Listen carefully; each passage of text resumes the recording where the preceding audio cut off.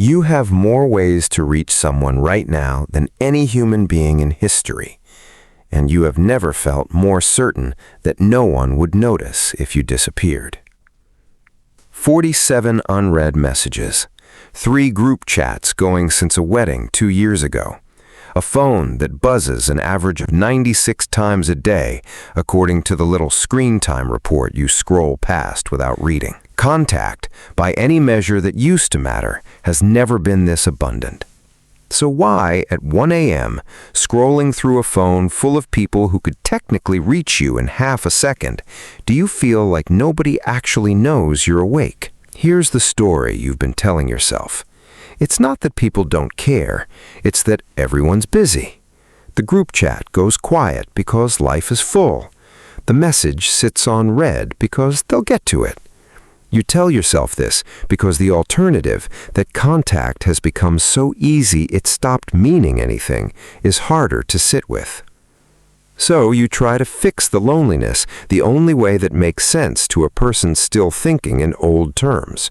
You reach out more. You send the, "Hey, thinking of you." You double text. You start a new group chat hoping a fresh container will hold what the old ones couldn't. And for a moment it works. The little flurry of replies, the hearts on the message, the brief warm proof that you exist to other people. Then it goes quiet again, because the fix was never going to work. You were trying to solve a supply problem with more supply, when the actual problem was that supply itself is what broke it. Go back further than you think you need to. This didn't start with AI. It didn't even start with texting, not really. It started the moment reaching another human being stopped requiring anything of you. There was a version of contact that cost something. A letter took a week and the possibility of never being answered. A phone call meant catching someone at home, dialing a number you'd memorized, risking an awkward silence with no edit button. Showing up at someone's door meant showing up. Face, body, timing, all of it exposed and unrecoverable. Every one of those forms of contact carried risk, and the risk is what made the response mean something. If someone called you back, crossed a town, wrote the letter, that was evidence, costly evidence, the kind that can't be faked cheaply. Texting was the first crack. Suddenly, you could reach 50 people with the same 3 words, and it would cost you 4 seconds and nothing else. DMs widened the crack into a canyon. A stranger on the other side of the planet, 1 tap away, no context required, no risk of rejection that actually touches you, because you can always claim you weren't really trying. And now the chatbot has finished the job that texting started. A presence that answers instantly, always, with no delay, no mood, no bad day of its own to explain the silence. The final version of contact with all the friction engineered out. Each step felt like progress. Each step was actually subtraction. Not of access. Access went up every time. Subtraction of the thing that access was supposed to be evidence of. Here's the mechanism, and it explains a lot more of your life than just your group chats. Human beings don't read meaning from contact itself. They read it from the cost of the contact. A reply that took someone 30 seconds to send from a device in their pocket, distracted, mid-scroll, doesn't register in the same way in your nervous system as a reply that required someone to stop, think, and choose you specifically over everything else available to them in that moment. Your brain is running an old evolutionary calculation. What did this cost them, and therefore what am I worth to them, on a communication system that has made the cost of literally everything approach zero? So the math breaks.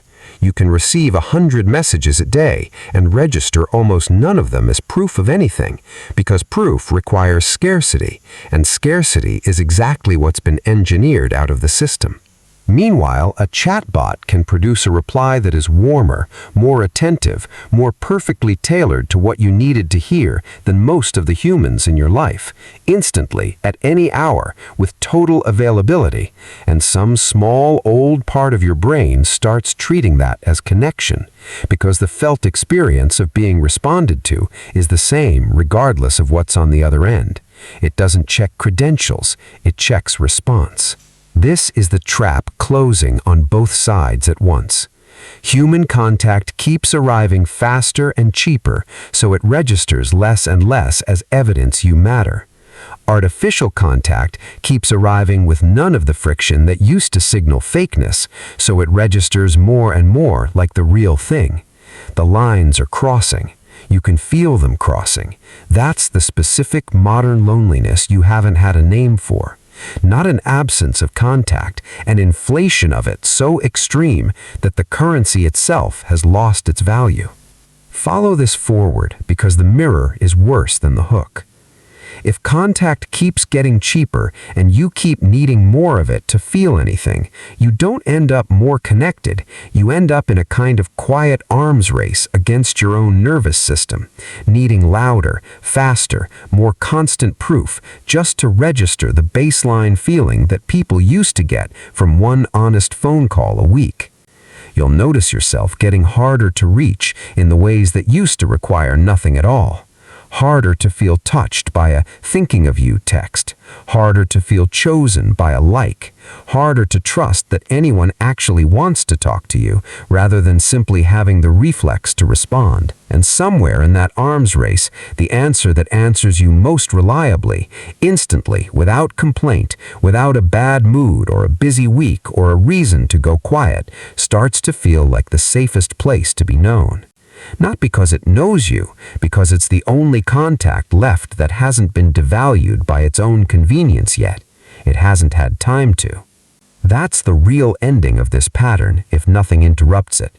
Not that you stop reaching for people, that you stop expecting the reaching to prove anything at all, from anyone, artificial or otherwise, and quietly lower what you thought connection was supposed to feel like, until being answered and being known become the same word in your head, permanently, without you ever noticing the moment they split apart.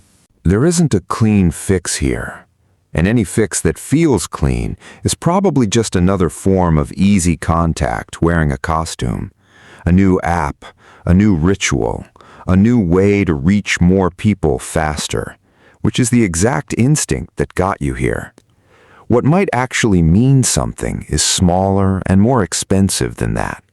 The unnecessary phone call instead of the text, the plan you keep even when it would be easier to reschedule over a message, the reply that takes you an hour instead of 4 seconds because you actually thought about what to say.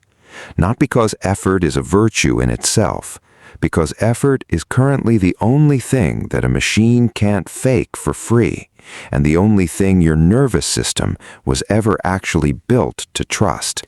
You don't have a shortage of people who can reach you. You have a shortage of contact that costs anyone anything.